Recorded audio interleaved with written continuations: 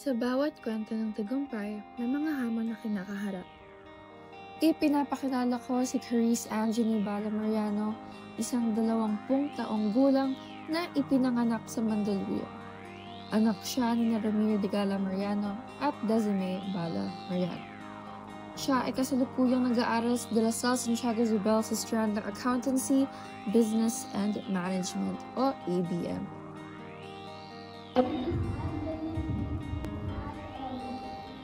Isang estudyante na nagtataglay ng mataas na pamantayan.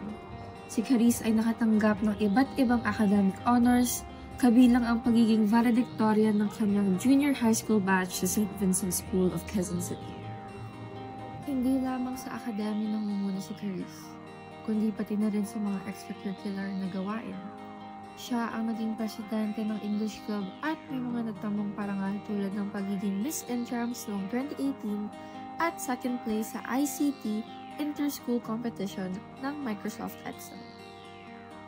Siya ay aktibong kasapi sa mga organisasyon tulad ng MOVE Organization at Zoo Media at patuloy na nagsisilbi sa kanyang komunidad bilang miyembro ng mga organisasyon ng kanyang paaralan tulad ng Graduation Ball Committee 2025 bilang ang Awards Committee Head. Sa kabila ng lahat ng tagumpay, si Clarice ay naharap din sa mga pagsubok.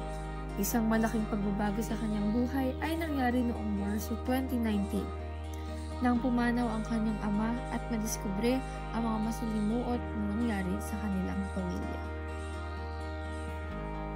Maliban sa pagiging isang masigasig na estudyante at leader, ay mahilig din si Clarice sa pagsasayaw, pagkanta, pakikinig ng musika, panonood ng sunod-sunod na pelikula at palabas, at paggawa ng sining at mga likhang kamay.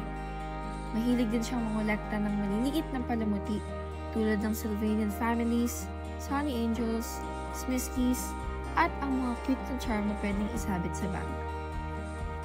Bago mag-apply si Clarice para sa senior high school, sigurado siyang gusto niyang maging isang flight attendant.